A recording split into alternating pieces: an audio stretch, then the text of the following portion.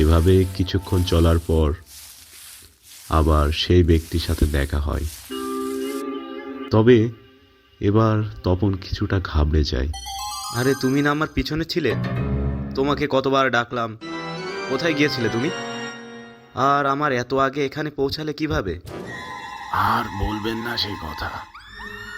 অন্ধকারে রাস্তা চিনতে পারিনি, তাই ঘুরতে ঘুরতে এখানে এসে পৌঁছালাম। আচ্ছা, তাহলে চলো। ঠিক আছে, কিন্তু ওই গায়ে যাওয়ার জন্য অল্প সময়ের একটা রাস্তা আছে। এই বাঁ দিক দিয়ে চলুন। ও, ওই দিকটা তো শ্মশানের রাস্তা। চিন্তা করবেন না, আমি এই গায়েরই ছেলে। আপনাকে সুন্দর করে পৌঁছে দেব। আচ্ছা, তুমি যখন চেনো তাহলে চলো যাই। এভাবে চলতে চলতে তারা যখন ঠিক শ্মশানের সামনে এসে পৌঁছায়, তখন হঠাৎ হাসান দাঁড়িয়ে যায় আর বলে ওঠে, বলি ভূতের ভয় পান বাবু? কি বলছো এসব? এই সময় এই জায়গায় দাঁড়িয়ে হঠাৎ এমন প্রশ্ন করছো? তাহলে আয়, তোর বাবার কাছে পাঠিয়ে দিয়ে ই ই ই ই কে তুমি? কে কে? তোর জম। আমাকে মারতে চাইছো কেন? আমি তোমার কি ক্ষতি করেছি? ছেড়ে দাও। ক্ষতি তোর বাপ করেছিল। ও আমাকে তার গোলাম বানাতে চেয়েছিল, তার শাস্তি তাকে দিয়েছি। এখন তুই আবার আমাকে ক্ষতি করার জন্য আমার শত্রু মনা ঠাকুরের কাছে যাচ্ছিস। তোর এই ভুলের কোনো ক্ষমা নেই। এ এ এ এ আমাকে মেরো না, ছেড়ে দাও বলছি, ছেড়ে দাও। এ এ এ এ এ।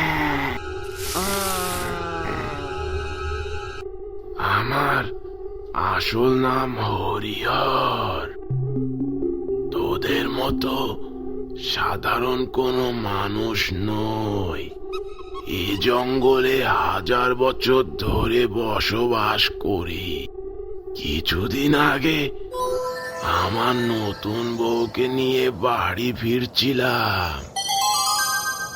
পাখির রূপ নিয়ে আমরা দুজন মনের সুখে সারা আকাশ ঘুরে বেড়াচ্ছিলাম। উড়তে উড়তে গ্রাম পেরিয়ে জঙ্গলে প্রবেশ করতেই ওর বাবা আমাদেরকে দেখে ফেলে। আমাদের দেখতে পেয়ে তোর বাবার মাথায় কূট বুদ্ধি জাগলো। লোভ সামলাতে না পেরে বেটা আমাদের বন্দি করতে আসে। আমি ডানা মেলে উড়ে গেলেও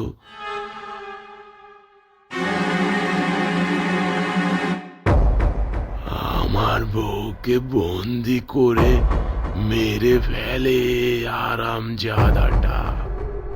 আমিও শপথ করি, তোদের বংশকে নিঃশেষ না করে আমার কোনো শান্তি নেই।